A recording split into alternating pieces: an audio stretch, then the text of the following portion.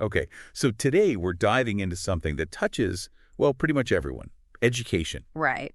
But we're not just talking about, the basics. This is about the cost of education. Yeah. And Yep. not just like tuition or taxes. We're going deeper, looking at the price we pay when we don't invest in all students. Mm. And our guide for this, well, for this deep dive is Dr. Jamie Horrocks and their article, Profiting from Neglect: How Low Expectations Enable Special Education Exploitation. Hmm. And let me tell you, Dr. Horrocks does not hold back. Mm. So we're going to unpack some, well, maybe some uncomfortable truths about special education funding, especially this whole idea that it's a burden. Okay. We'll look at who might be benefiting from this system, who might be losing out, and really what's at stake here. One thing that really hit me was how Dr. Horrocks goes after this other article from K-12 Dive, and they actually quote this line. It calls special education an increasing financial burden. Yeah, I've seen that. And Dr. Horrocks sees this kind of language as like a symptom of a much bigger issue. Well, yeah, I mean, think about what that does. When you call it a burden right off the bat, it's like you're already saying, okay, how do we get rid of this or how do we make it smaller? Instead of, Right. how do we actually support this thing that's important? Yeah. Like, how much is inclusivity really worth? And Dr. Horrocks is saying, hold on, this whole market-driven approach to education, it completely misses the point of inclusivity. Totally. Yeah. Because when you look at it that way, you're forgetting about all the social and emotional benefits and even the economic benefits for everyone, not just the students Yeah, themselves. it's like it's bigger than just the dollars and cents here. Exactly. So you're saying that by looking at this, at special ed, as just this cost that we got to minimize, we're actually missing out on a huge return, not just for those individuals, but for everybody. 100%. Think about all the potential. If we could just change that perspective, right? Sure. From burden to investment. That's huge. Okay, so we're talking about a completely different way of valuing education. Hmm. But Dr. Horrocks, they don't stop there. They go on to make some pretty shocking claims about what's happening inside the system, within special education. And this is where things get really interesting. Yeah, like Dr. Horrocks uses this phrase, it's kind of a loaded term, they call it price gouging, to talk about what's happening with some companies that, provide services and products for special ed.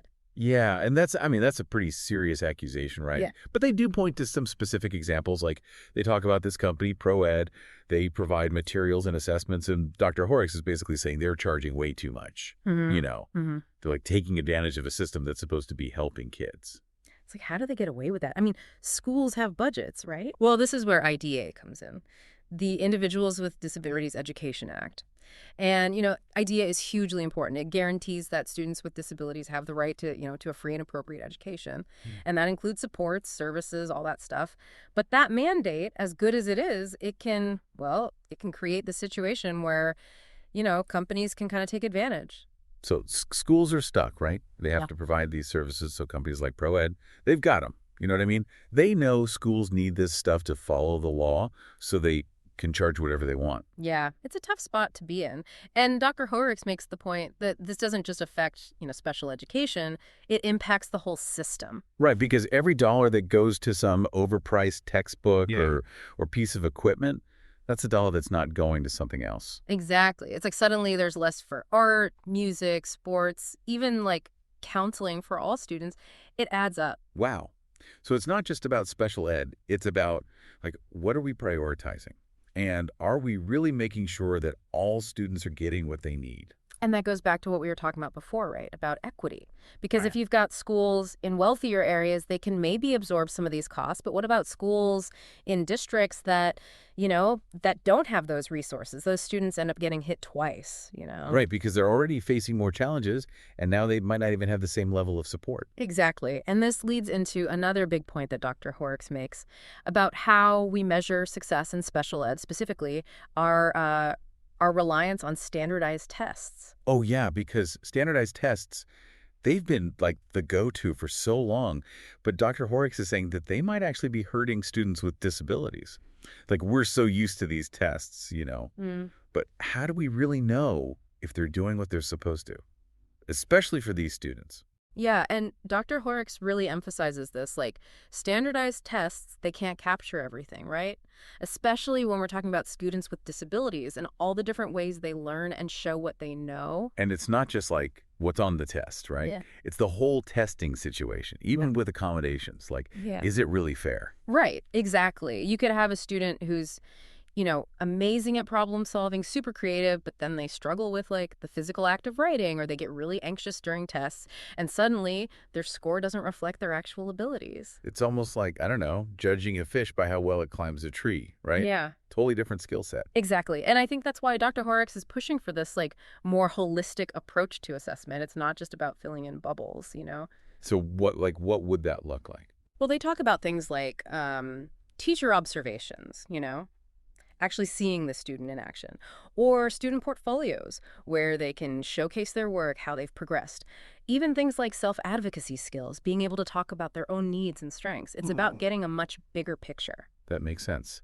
And it kind of reminds me of what you were saying before about how important it is to see these students as individuals, Mhm. right? With their own talents and potential.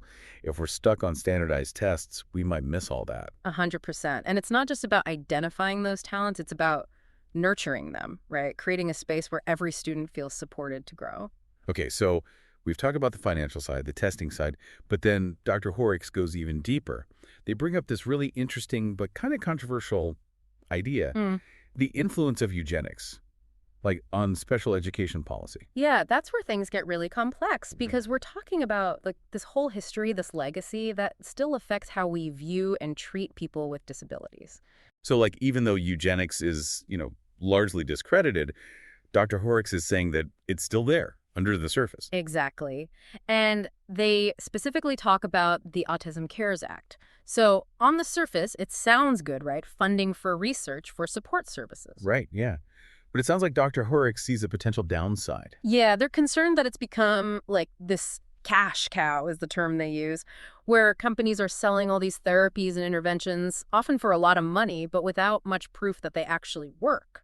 So it's like, are these companies really trying to help, or are they just profiting off of this? And Dr. Horrocks points out this potential conflict of interest where some companies might be more invested in proving that their product works than in actually doing good science. That's a big deal. So it comes back to accountability, right? If these companies are getting government money, there needs to be some way to make sure they're actually using it responsibly. Absolutely. And that's what Dr. Horrocks is calling for. More transparency, more oversight, and making sure that the voices of people with autism and their families are being heard. Because at the end of the day, it's about those individuals, right? Yeah. It's about creating a system that actually supports them. Exactly. Dr. Horrocks' article, it's definitely a call to action. They're saying that when we set these low expectations for special ed, whether it's the funding, the testing, or even just, letting companies profit without any oversight, we're not just failing those students, we're failing ourselves. Because everyone benefits when we create a more inclusive, more equitable society. 100%. It's about recognizing that everyone has something to offer and that, our differences are actually our strengths. Well said. So big thanks to Dr. Horrocks for, pushing us to think differently about all of this. And to everyone listening, this is a conversation that goes way beyond just one deep dive. Keep asking questions, keep learning, and let's keep working to create a world where everyone has the opportunity to thrive.